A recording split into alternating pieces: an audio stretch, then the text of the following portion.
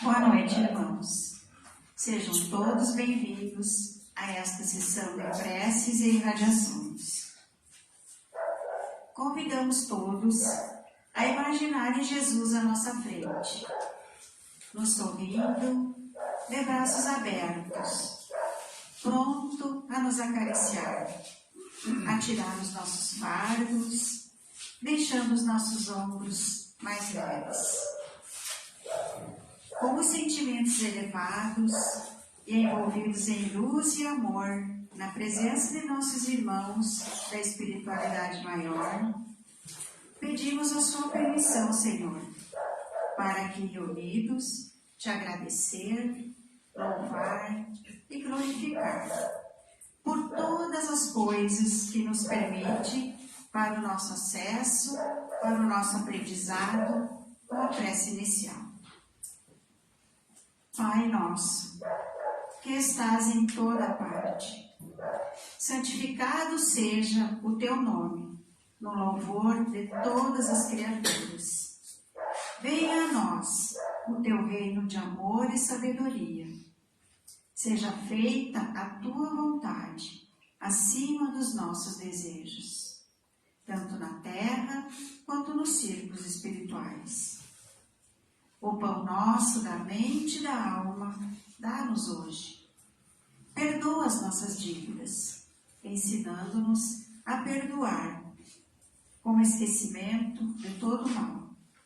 Não permita que venhamos a cair sob os golpes da tentação, da nossa própria inferioridade. Livra-nos do mal que ainda reside em nós mesmos, pois só em ti brilha a luz eterna do reino e do poder, da glória e da paz, da justiça e do amor para sempre. Rogamos pelos benefícios aos nossos lares e também para todos aqueles que conosco convivem, na esperança de alcançarmos o entendimento com todos. Visualizemos os nossos familiares e as nossas casas. Senhor, faz do nosso lar um ninho do teu amor. Que não haja amargura, porque tu nos abençoas. Que não haja egoísmo, porque tu nos animas. Que não haja rancor, porque tu nos perdoas. Que não haja abandono, porque tu estás conosco. Que saibamos caminhar para ti em nossa rotina diária. Que cada manhã seja o início de mais um dia de entrega e sacrifício. Que cada noite nos encontre ainda mais unidos no amor. Faz, Senhor, da nossa vida que quiseste unir uma página cheia de ti. Faz, Senhor, dos nossos filhos o que tu anseias. Ajuda-nos a educá-los e orientá-los pelos teus caminhos. Que nos esforcemos no consolo mútuo, que façamos do amor o motivo para amar-te mais. Que possamos dar o melhor de nós mesmos para sermos felizes no lar. Senhor, que os bons espíritos sejam sempre conosco, emanando paz e luz para a minha família. Que tudo seja luz, amor e harmonia. Que a alegria habite em minha casa e em todos os lares onde haja famílias precisando de ti. Eu confio aqueles que amo em tuas mãos. Meu Pai Celestial, confio em teu amor e em teu carinho fraternal.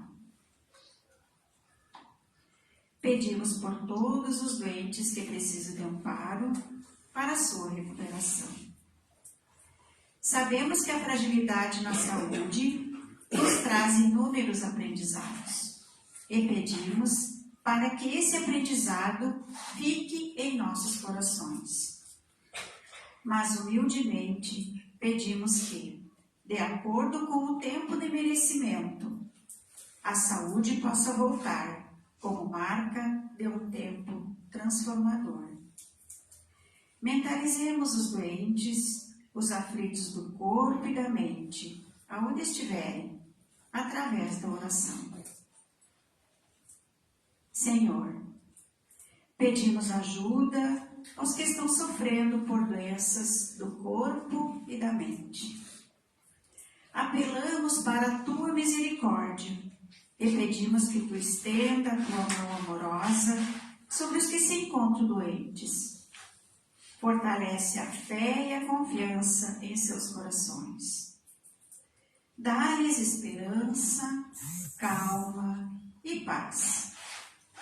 Cura suas almas para que os corpos também se restabeleçam.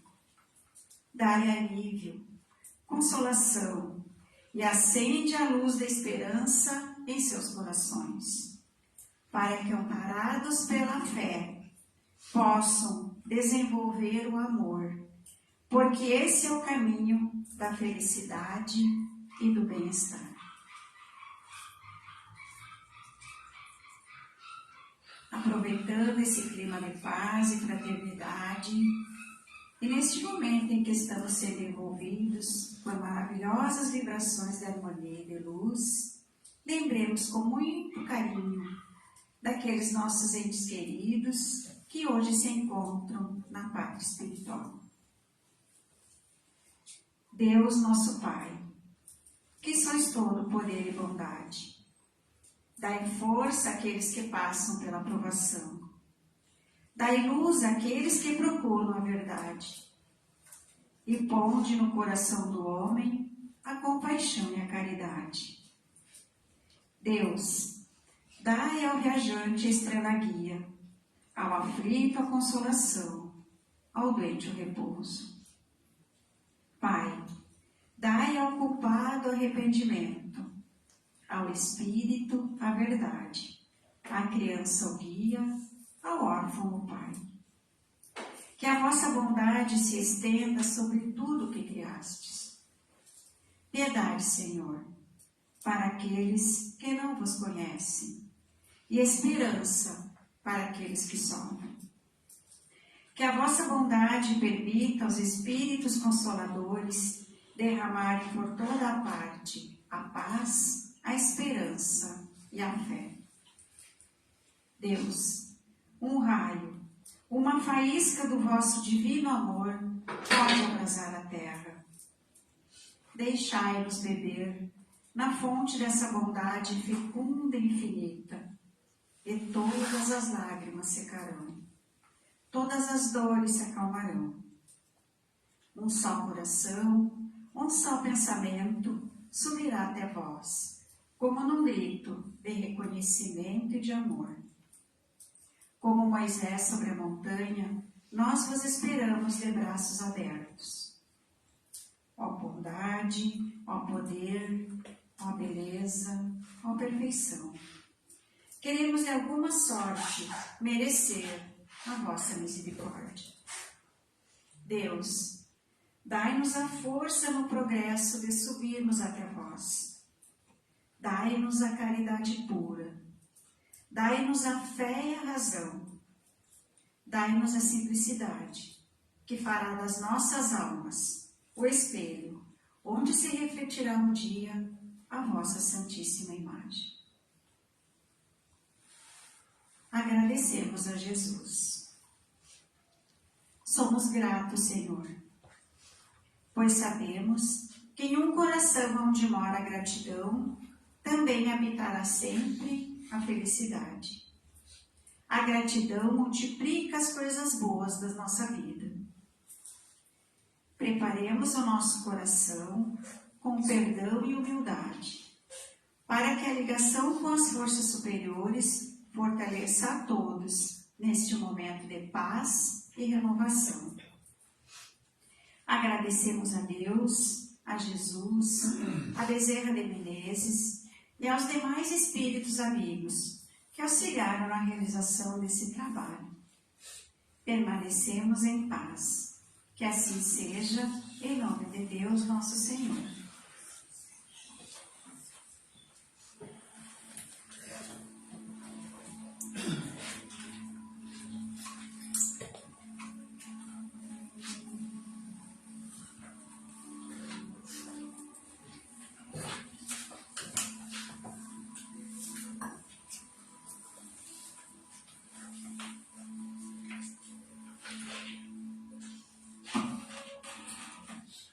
Boa noite a todos os irmãos. Vamos por mais alguns instantes elevar o nosso pensamento, pedindo a Deus que nos ensine a aprender em nosso coração aquilo que Jesus veio nos transmitir. Hoje nós vamos conversar um pouquinho sobre o Consolador prometido. Este assunto ele se encontra no Evangelho segundo o Espiritismo, no capítulo 6, que tem por título O Cristo Consolador, nos itens 3 e 4. Cristo disse: Bem-aventurados os aflitos, pois serão consolados. Mas como se achar feliz por sofrer, se não se sabe por que sofremos?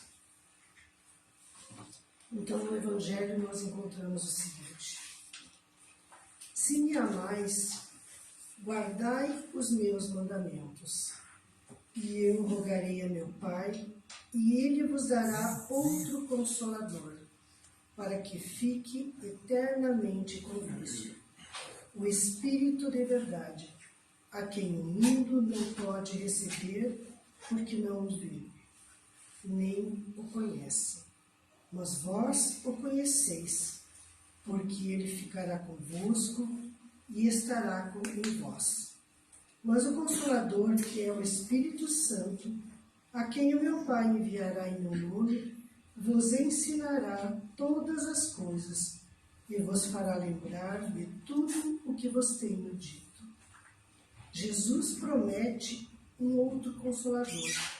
É o Espírito de verdade, que o mundo ainda não conhece por não estar pronto para entendê-lo, que o Pai enviará para ensinar todas as coisas e para fazer lembrar o que Cristo disse. Se o Espírito de verdade deve vir mais tarde, ensinar todas as coisas, é porque o Cristo não disse tudo, e é porque o que disse foi esquecido ou mal entendido. O Espiritismo vem no tempo previsto realizar a promessa do Cristo, e o Espírito de verdade preside ao seu estabelecimento, chama os homens à observação dessa lei, ensina todas as coisas e faz entender o que o Cristo disse apenas por parábolas. O Cristo disse que ouçam os que têm ouvidos de ouvir. O Espiritismo vem abrir os olhos e os ouvidos, pois fala de forma direta e objetiva. ele ergue o véu deixado propositadamente em alguns mistérios. Vem, enfim, trazer uma consolação suprema, deserdados da terra e todos os que sofrem, dando uma causa justa e um objetivo útil para todas as dores. A humanidade tem passado, ultimamente, por momentos difíceis. Nós estamos passando por momentos de sofrimento muito grande, onde nós, às vezes, não nos envolvemos diretamente, mas através da mídia, onde, através, da dor dos nossos parentes, dos nossos conhecidos, nós nos questionamos: o que será que está acontecendo? Por que estamos precisando passar por tantas dores e por tantos sofrimentos nesse momento? Com essa reflexão, nós precisamos entender o que esse Evangelho de hoje nos diz. Esse Evangelho de hoje nos revela que Jesus nos anunciou, avisou, que viria um outro Consolador, o Consolador prometido. E que esse Consolador viria através do Espírito de verdade e que ele nos traria revelações, coisas que não podiam ser reveladas ao tempo de Jesus. E por que não podiam? Porque o povo daquela época era um povo que ainda não tinha o conhecimento espiritual necessário para entender as coisas que Jesus falava. Tanto que ele falava por parábolas, usando fatos corriqueiros do povo da época, para que eles pudessem ter uma pouca compreensão daquilo que era possível dentro do que eles tinham como conhecimento espiritual. Bom, se a gente pensar assim também, o Espírito de verdade que fala no Evangelho, o Espírito de verdade quem é? Não é um único Espírito, é uma falange espiritual que, por ordem de Jesus, veio auxiliar Kardec na codificação do doutrina espírita. Então, são esses espíritos que nós encontramos no Evangelho segundo o Espiritismo, nas obras da codificação, que auxiliaram a Kardec. Espíritos elevados, espíritos de ordem superior, que, amando de Jesus, vieram à Terra trazer, então, esses esclarecimentos, nos trazer o conhecimento de coisas que até então nós não tínhamos condições. Quando o Espiritismo nos traz o conhecimento, esse conhecimento que esses espíritos elevados nos apresentaram, nós aprendemos que a nossa existência, ela não é única, que nós não somos esse nosso hoje que nós estamos aqui. Esse faz parte de uma das nossas existências, que a humanidade passa por várias existências. Nós antes tivemos muitas outras e teremos muitas outras após essa. E a partir disso, então, nós erramos muito, acertamos muito, nós tivemos muitos débitos, muitas dívidas que nós deixamos de outras existências e nesta, de repente, uma parte dessas dívidas nós viemos quitar para ficar até um certo ponto quite com as leis divinas. Por quê? Porque o sofrimento só nos atinge merecidamente. Aquela história de que eu estou sofrendo e merecidamente não existe. Se eu sofro por um motivo justo. E isso o Espiritismo vem nos dizer. Se em outra vida eu fui uma pessoa rude, uma pessoa amarga, uma pessoa má, nessa vida eu vou passar por pessoas que agirão comigo assim, porque eu preciso sentir na pele aquilo que eu fiz os outros passarem. Então a gente começa a compreender que tudo que a gente passa faz parte da nossa evolução, do nosso progresso, que nada é injusto. É como o remédio. Quantas vezes a gente precisa tomar uma injeção dolorida, um remédio amargo, Dói, é ruim, mas aquilo nos cura. E assim o sofrimento. o sofrimento relacionado a isso é o remédio amargo. Ninguém gosta de sofrer, é claro que nós não gostamos, mas é com o sofrimento que nós aprendemos, que nós evoluímos, que nós mudamos. E assim a gente passa a compreender com a doutrina que se nós estamos aqui, nós estamos numa etapa da nossa existência como espírito imortal. E tudo aquilo que a gente passa, aquelas picuinhas, aquelas coisas pequenininhas do dia a dia, na compreensão da doutrina, passam a não ser tão importantes. A gente passa a focar mais um pouco na nossa evolução, no nosso progresso, no auxílio. E quando a gente não conhece isso voluntariamente, às vezes precisam vir as calamidades, as doenças, as dores, como está acontecendo agora. Por que será que a humanidade, principalmente nós aqui do Rio Grande do Sul, estamos passando por tudo isso? É um chamado ao sofrimento, como de repente um resgate para que a gente volte a olhar para nós. A humanidade está maltratando a natureza. Nós não estamos cuidando das coisas que Deus nos deu. E a mãe natureza está aí cobrando aquilo que nós roubamos dela.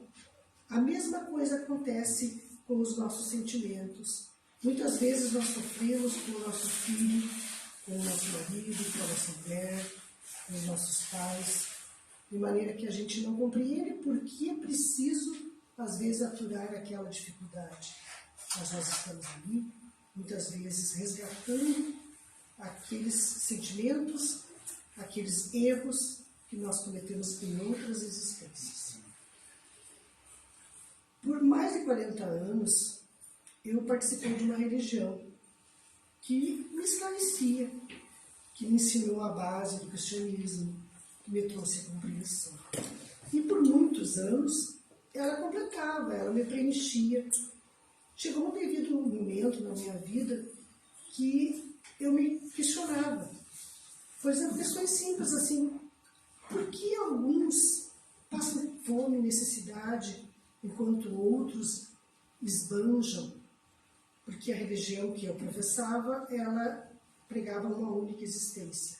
Então eu pensava, se uma criatura nasce, passa necessidade, vive a vida com necessidade e morre, enquanto outra tem tudo do bom e do melhor, tem uma vida maravilhosa.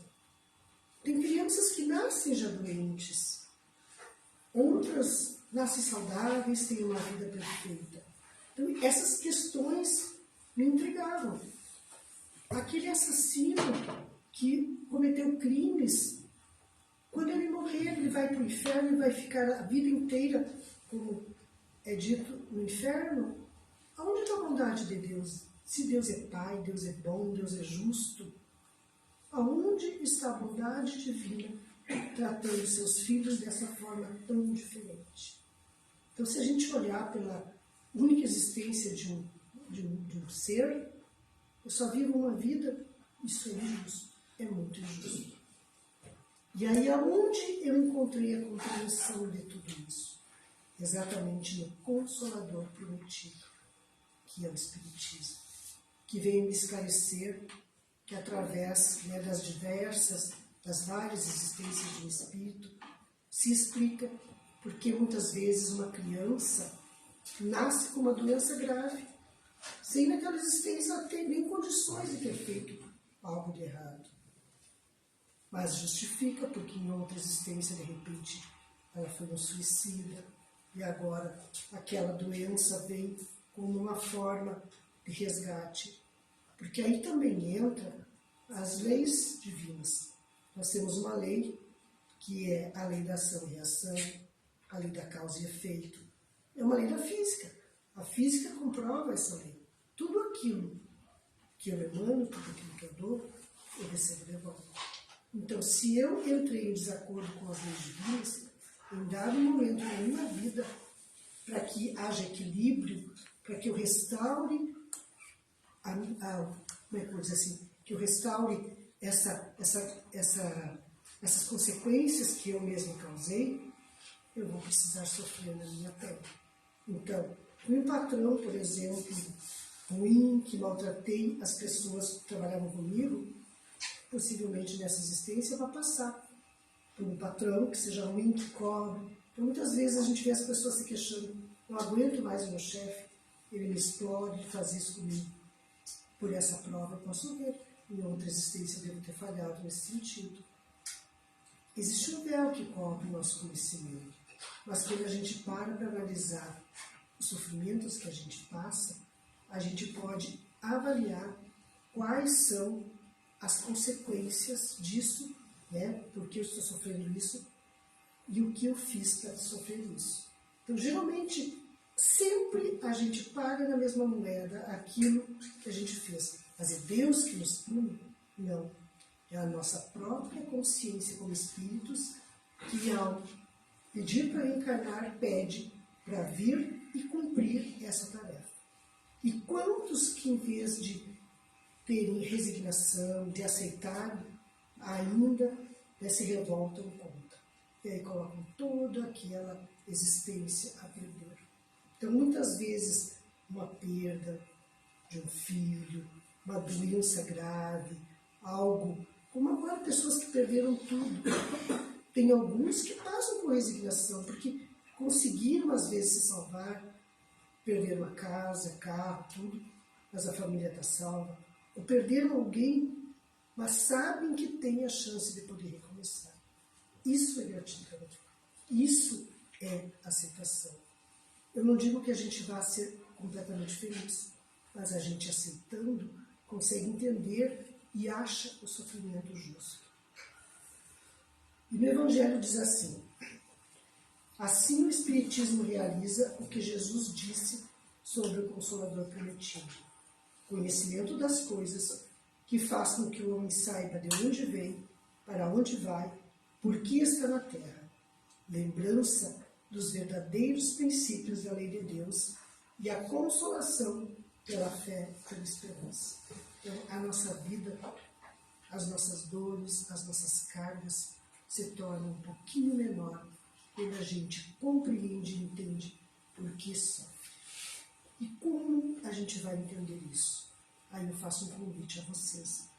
Vamos conhecer esse Consolador prometido que Jesus nos ofertou através de Kardec, estudando as obras básicas do Espiritismo, lendo, conhecendo através de autores como de Chico Xavier, de Valdo Franco, Ivone do Amaral Pereira, Raul Teixeira, que são autores sérios, tantos outros que existem, não são só esses, se tem alguns, que nos trazem esse conhecimento, esse entendimento.